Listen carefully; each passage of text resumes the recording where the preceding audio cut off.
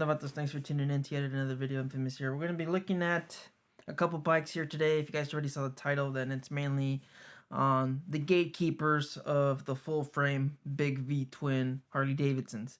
And yes, we're talking about the gatekeepers, the entry level, the more budget friendly Harley-Davidsons.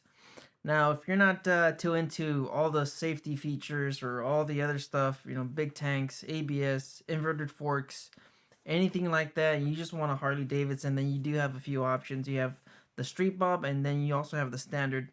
Now, I don't want to leave out just put a little bit of some additional information, not the main topic of the video, but if you're into a 3-gallon tank, something that agile, a little bit more sporty, a little bit more lighter, I'm talking about 100 pounds lighter, and you just needed to, to kind of get around town, then you should also consider the Sportster, the 1200 iron. Great motorcycle. I owned the Sportster for a very long time, but like most Americans, we always want to go bigger displacement, bigger engines, bigger, sound, everything else. But the Sportster itself gives you the feel and the sound of a Harley-Davidson. I really enjoyed it. I actually still miss my Sportster. Like I said, it still gives you the sound and the feel of a Harley-Davidson. It's just, it's I believe it's like $3,000 cheaper, and it's lighter and it's more agile. Like I said, you could maneuver it a lot more, a lot better than you could with one of the full frame bikes. But with that being said, full frame, you are going to be looking at better suspension and overall power, highway speeds, everything else. But it's still a 3-gallon tank. So anyways, let's get on topic. Let's discuss the gatekeepers of the full frames. With the recent news and everything else, we're looking at a relief of $1,400. That might be enough for a down payment if you're looking at financing one of these bikes. You can put that towards the down payment overall. So, what's the difference between the standard and the new Street Bob 114? Overall, they're exactly the same bike. The same seat, the same height, same everything. Overall, the same bike. We're looking at a 100 in the front, talking about the tire, and a 150 in the rear. So overall, the bike has a really good look to it. Both bikes, they look amazing. If you're looking at a little bit more performance and some color options, and also you're looking at blacked out components such as the strut, the fender strut. We're talking about the mini apes. Just parts that are going to be blacked out, notably the wheels, just overall components on the bike. If you're more into the blacked out look, then it's obvious you're going to be going with the Street Bob, 100%. Hands down, that's the one you're going to get. Now, if you're more of the chrome guy, then you're going to be looking at the standard. So let's discuss the price difference. It's about $1,500, $1,400, give or take. I'll put the number somewhere in the video. Now, let me just say this: that $1,500, it's comparable to the amount of power, the performance that you're going to be getting. Plus, they're throwing in a seat, the passenger seat. I already discussed the seat in another video. It's not that great. It's not a good seat, but overall, let's just say they're throwing in the seat for free, and you're paying for the performance. Most of the time, when you put a stage 1 on one of these bikes, you're looking at a performance gain of 8 to 12 horsepower, depending on the tuner itself.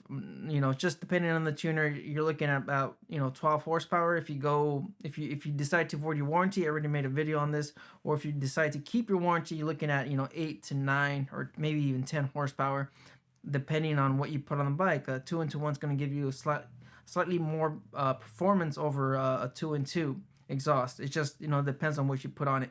So that being said, a tuner itself, you're looking at $330 because you have to buy the cable, of course, from Screaming Eagle, keeping your warranty intact. And then the exhaust TBR, you're looking at $1,000. Just throwing out numbers there, that's already $1,300. Now you still have to get the air breather if you're getting the standard.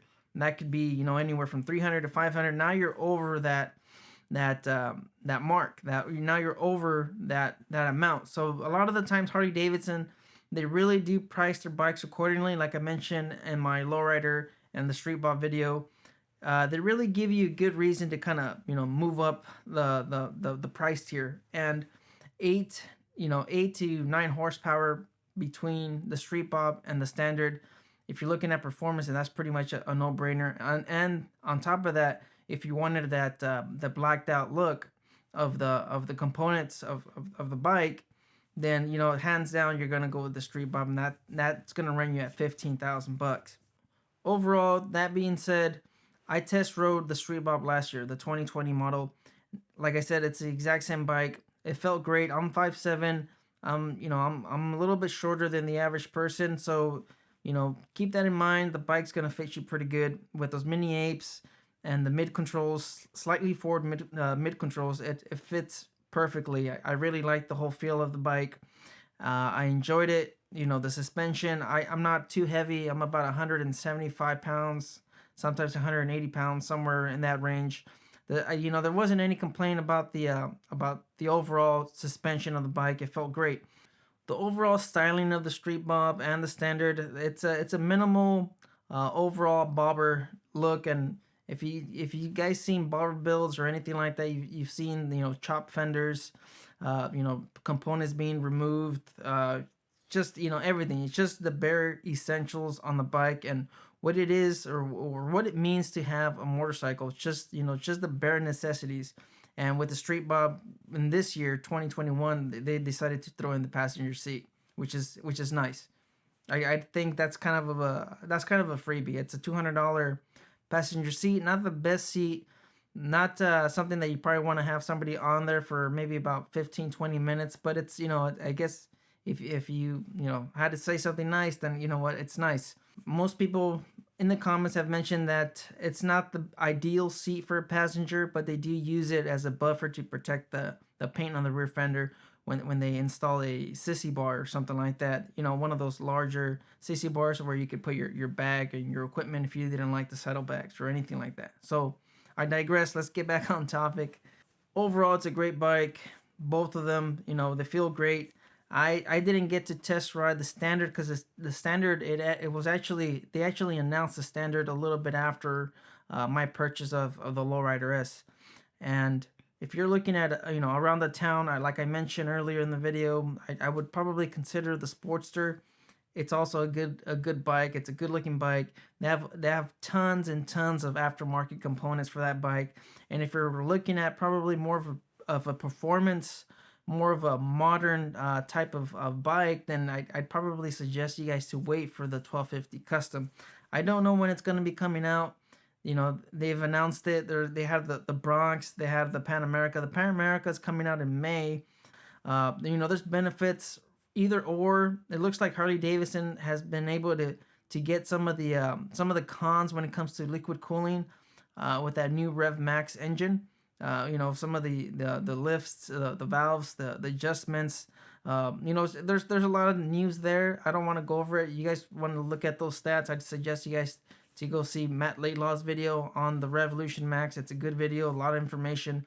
But if you're looking at a performance around town, you know, something kind of like a Sportster, but more modern, more sporty, probably a little bit lighter. You know, there's no specs released for the 1250 Custom, but I'd probably recommend you to probably wait for the 1250 Custom. It's gonna have 150 horsepower. It's gonna be a beast compared to the Sportster. The Sportster probably doesn't hit anywhere around 60 or 70. Harley-Davidson, they don't really announce horsepower overall, but it doesn't matter how it makes you feel. Now we come to the part of the video. If it was me looking at one of these bikes and I had, you know, $3,000 for down payment on one of these bikes, if you were to ask me, I'd tell you, you know, go with the Lowrider, the 2021. Yes, last year's. Some of the dealerships, they still have some of these models, and some of them are probably having some kind of a clearance event on these bikes. Sometimes you can even find these bikes for $1,000 or $2,000 below MSRP, just because, you know, the dealership's trying to make room for more inventory overall on the lot. I've read some of the comments. Some people have mentioned that they've been able to get even, you know, $2,000 off some of the last year models, and they're exactly the same bikes, except for, you know, the Street Bob. The Street Bob, like I mentioned, for an extra $600 compared to the 2020, you're getting yourself, you know, quite a bit of performance. 8 horsepower for $600. It's a very good deal, a very great deal. And the tank badging, the updated decals on the 2021, I prefer that look. I prefer the color scheme. You know, just the overall design and the styling of the 2021 Street Bob. It's very nice. So you guys just have to decide. You know, is that depending on the clearance and depending on what they're probably going for. You know, is that 600 plus whatever the difference is from last year's model? Is that something that you probably want to get, mainly for the paint and the extra 8 horsepower or 9 horsepower? If you guys have any questions, or if you guys have, you know, any other suggestions for anybody, you know, that's probably watching this video, you just leave your comments, leave your 2 cents on what you believe would be the better entry level full frame Harley-Davidson. You guys just stay out there, stay safe, don't believe everything you read. Life's a risk. Get out there and ride. Later.